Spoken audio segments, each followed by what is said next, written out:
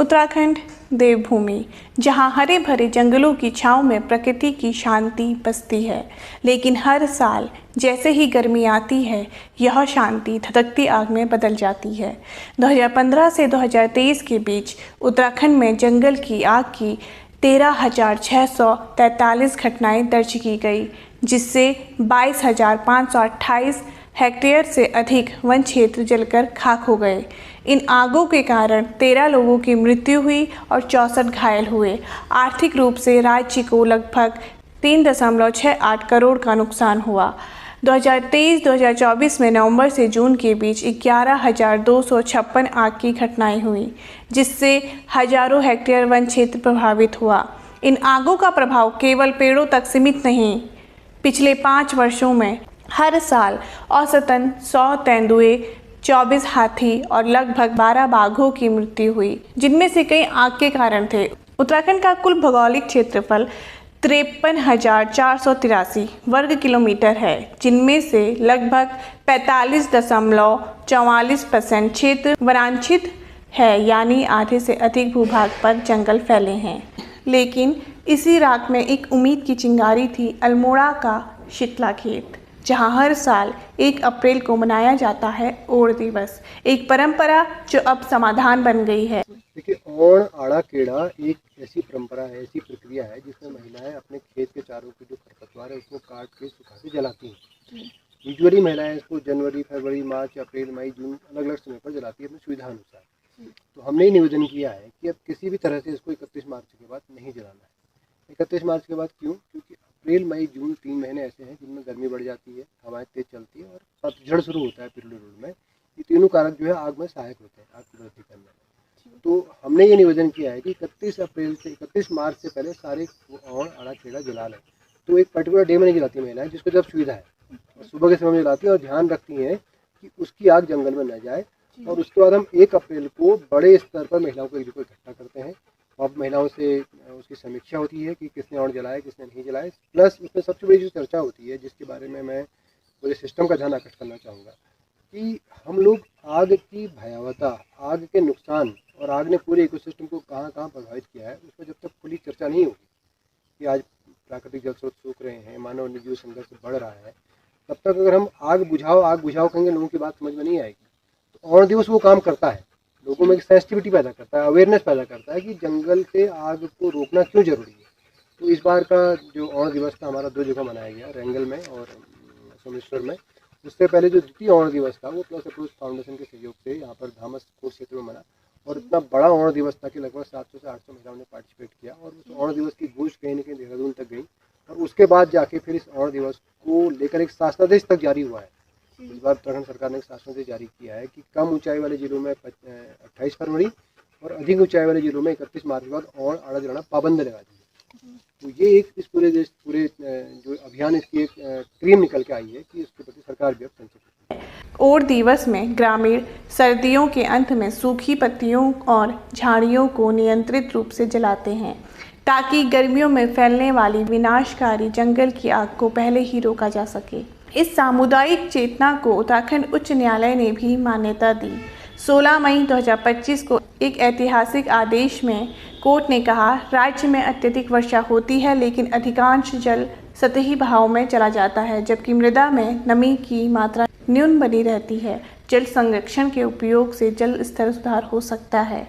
न्याय मित्र श्री दुष्यंत मनाली ने अदालत में प्रस्तुत किया, यह कोई साधारण आयोजन नहीं, यह एक व्यावहारिक रणनीति है जो जन सहभागिता से चलती है। ये जो ओण दिवस मनाने के संबंध में शीतला खेत में प्रयास शुरू किया गया था, तो उसको कोर्ट में मेरे द्वारा भी रखा गया, क्योंकि कोर्ट इन मामलों को लेकर पिछले काफ़ी समय से जो फॉरेस्ट फायर्स हैं उसको कैसे मिटिगेट किया जाए, इसको लेकर स्वतः संज्ञान लेकर याचिका यहाँ पर चल रही है, जिसमें बतौर न्याय मित्र मुझे भी सुझाव देने थे। और इसमें ये देखा गया कि जो इनिशिएटिव स्टेट कर रही है, गवर्नमेंट एज ए गवर्नमेंट और एज ए मशीनरी, तो वो पूरे इसलिए नहीं पड़ सकते क्योंकि उत्तराखंड में 71% भूभाग फॉरेस्ट कवर है, और इसमें फॉरेस्ट फायर्स को मिटिगेट करने के लिए सिर्फ सरकारी अमले के बेसिस पे नहीं किया जा सकता, इसलिए इसमें कम्युनिटी पार्टिसिपेशन बहुत ज़रूरी है।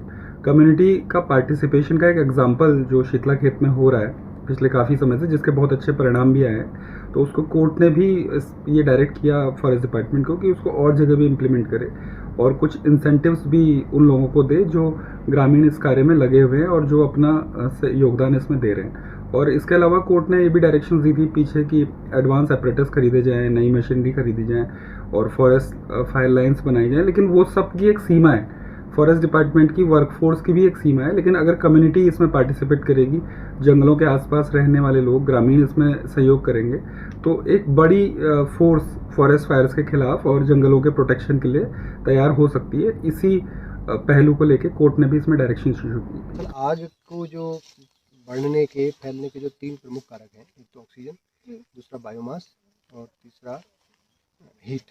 ये 3 चीज़ें हैं, ऑक्सीजन, बायोमास और हीट। ये 3 कारणों से आग फैलती है। इनमें से किसी एक चीज़ को हटा दीजिए आप, ऑक्सीजन को हटा दीजिए, बायोमास को हटा दीजिए या हीट को हटा दीजिए, आग रुक जाएगी। लेकिन जंगल से ऑक्सीजन हटाना संभव नहीं है और गर्मी हटाना भी संभव नहीं है। हाँ, आप बायोमास को हटा सकते हैं। तो यही काम हमने इस क्षेत्र में किया है। इसमें 2 शब्दों का अर्थ समझना बहुत ज़रूरी है। एक है फायर लाइन।